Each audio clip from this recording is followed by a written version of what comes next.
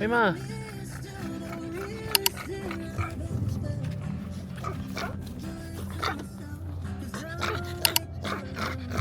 Ay, ma. Ay, ma. Ellie.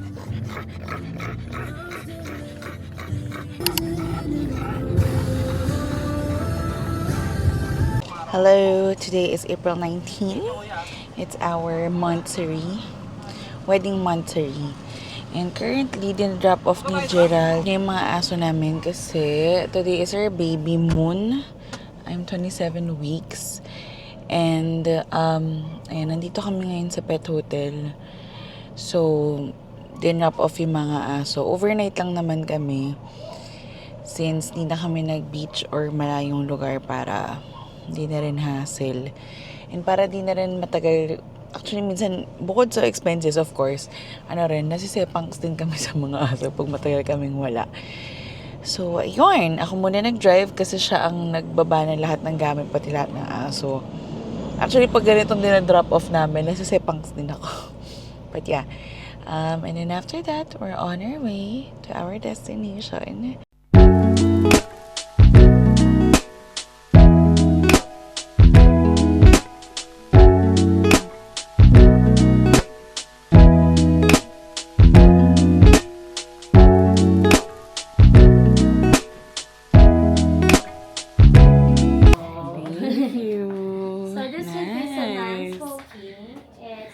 Facing the fountain. So you can watch the fountain to inside your room. Okay. We have a remembrance din. Thank you. Yung fountain show po natin, Ma'am Answer, started at 7 p.m. every 30 minutes. Okay. So tonight is until 12 midnight. So, may ganito kasi nilagay namin honeymoon. Kasi wala naman baby moon. So, ito yung pinili ko sa yan. And may pa-chocolate. Pero nagbabawas tayo ng sweets. And also, look. May binigay sila for baby. Look. So cute. Diba? Paano natin siya iuwi? So cute. I know, but it's a bit big. Pero diba? So, room tour. Ito ang walk-in closet. Of course, ito ang magiging best friend ko, Robe. Hello, hello. And the baby. The reason for the season. And here. Nabigyan naman ng request na jacuzzi. I requested for it. And ito. May his and hers na counter. So, which is nice. Wow. Good morning.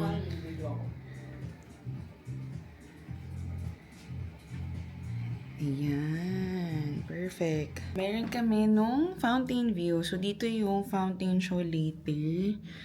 And, I think dun siya yung mga tao sa baba manonood. But, may perks na nandito na tayo sa taas. Hindi na tayo makikigulo later. Yan. So, maganda yung nakuha nating room. And, separate, of course, din yung toilet and shower. Yan. Ayan. So, ayun ang ating room tour. Tayo mag-enjoy na. Kakain pa kami. Pa kami nag-lunch. Explore muna kami. Alam niyo naman ang kasama ko. Sporty, kunwari. Char.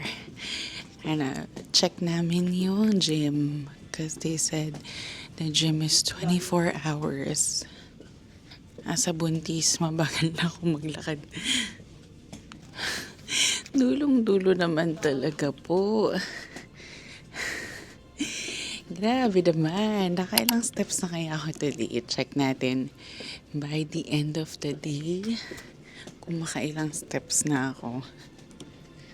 So, here yung spa nila. And also a barber shop. Nauna na yung asawa ko. Pinauna ko na siya. Ako na lang ng alas 10 kasi wala na yung management. 24 hours na. Alas 10 pwede. Hindi daw pwede hindi naka-shoes. Eh, wala siyang dalang rubber shoes. Very good. Hindi ako pwede pumasok ng ano. Saan pa daw pwede? Kasi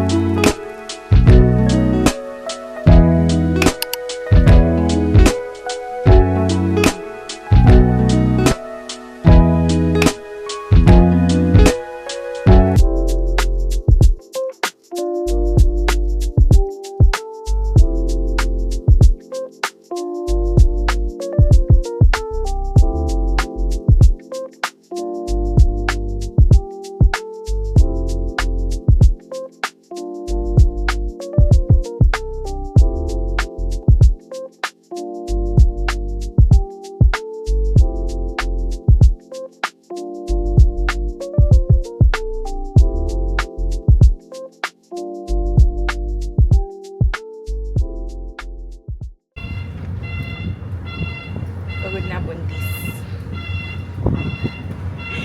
Golf cart to the rescue. Ito yung view niya paggabi. So nice. Ganda ng ilaw.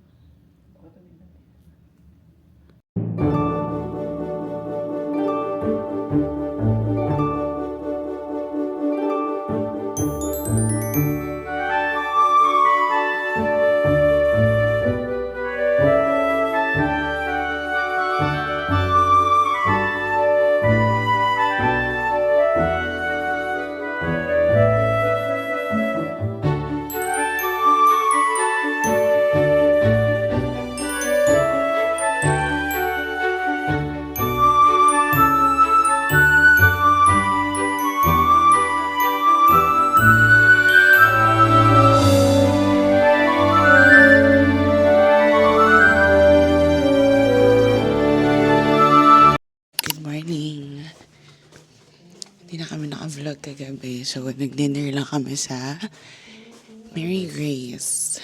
And then, lakad-lakad mostly. Buwibis ka na naman maglakad. Yun.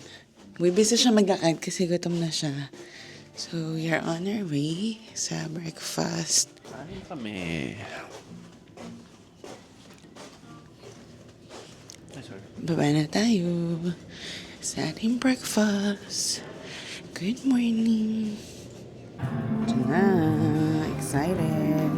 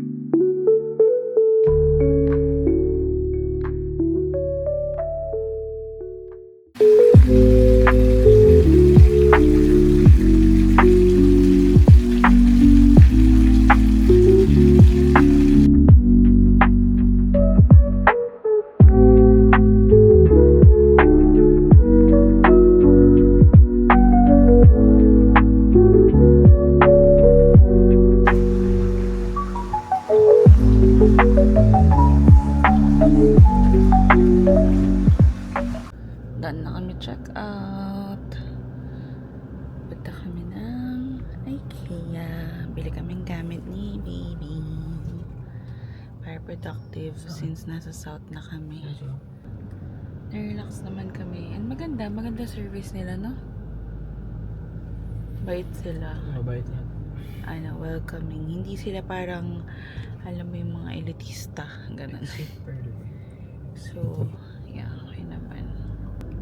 Bye! Thank you. Balik kami pag andyan na si baby. Hi friends, so we're now here sa IKEA. Nag-fill out na kami ng order because ang bilis, surprisingly, ang bilis namin nakapili ng choice ng cabinet for baby. Sakita namin si Solet. Na-starstruck ako. Hindi ako nakapagpa-picture. After this, actually mali yung route namin pero maganda siyang mali. Dahil baligtad kami ng napasukan.